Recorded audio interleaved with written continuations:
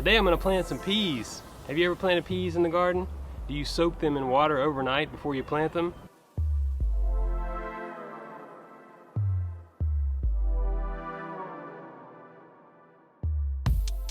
Welcome back to New Garden Road, where I share my love of gardening with you in a way that I hope will inform, inspire, and elevate you. Subscribe to my channel and hit the notifications bell. Stay up to date on all the garden action coming at you. Soaking the seeds overnight really speeds up and aids in the germination. They've swollen up and I'm going to plant them, I'm going to water them in, and then I'm going to keep them watered until they sprout. Just because the snap peas and the shell peas look really similar, use a grease pencil or some type of marker to label your little cups here. So, it just has to be big enough to hold as many seeds as you want to soak and plant, and then you want to keep them covered. Enough water that after they absorb some, they'll still be fully submerged in water overnight. Look at that. Isn't that cool? They just look so cool. I have never grown the fava beans before. Super excited. Snap peas, I've done those. You eat the whole shell on those. They swell up real fat, super sweet and crispy. And then the shell peas, wait till they plump up, and then you have to harvest them out of the shell. And I'm going to do successive plantings. I'm not going to plant this whole row. This is an 18-foot row, and then I'll come back around 2 to 4 weeks and plant some more. And hopefully I'll get a nice successive crop of all 3 varieties. Another cool thing is the days to harvest is different, all of them. So these shell peas are 68 days, these snap peas are 56 days, and we're looking at about 85 days for the fava beans. So along with successive plantings, you're going to get a staggered harvest because of the different days to harvest. So that's cool. You're going to keep some food coming in. You can inoculate them with the rhizobium to increase the germination and the yields, but I'm not going to do that. You don't have to do that. That can help.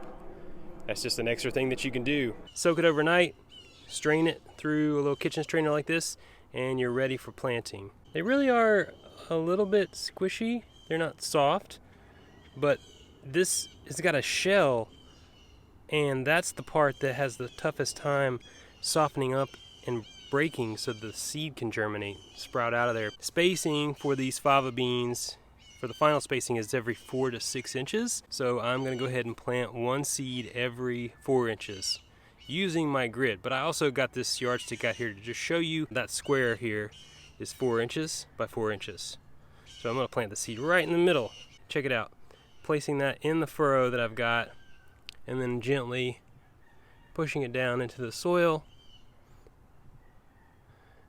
until it's about 1 inch. I am going to cover it with a little compost here. Firm that in.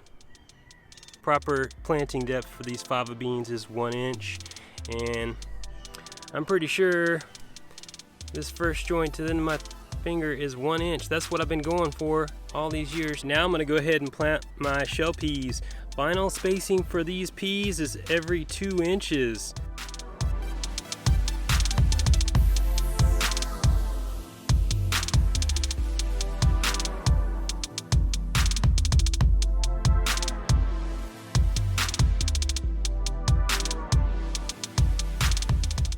Alright, here we go, last round. I'm going to plant the snap peas in this raised bed right here. Already got a trellis in place.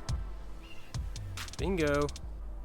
Alright, so if you're going to plant some beans or peas in the garden, try soaking them overnight. That's going to help speed up the germination, increase the percentage of germination for you. And yeah, use some of the tips here that I did for spacing.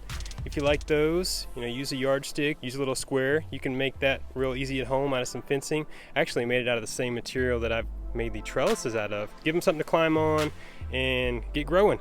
Make sure you water your seeds in really well. You want it deep soaking if possible, so that the soil is saturated just like the seeds are saturated from soaking in water overnight. One more quick tip, let me show you how I use burlap when I'm direct seeding in the garden. Burlap can help to keep the seed bed moist while you're away for the day. Alright, I like to water the soil first. I don't want to water the burlap, make it heavy, make it stick to the soil. Once they germinate, that could be a problem. You could pull the seeds up.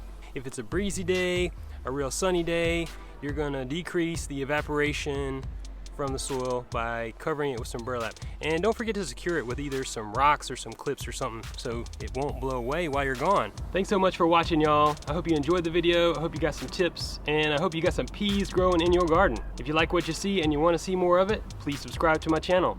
Leave me a question or comment below and keep it organic.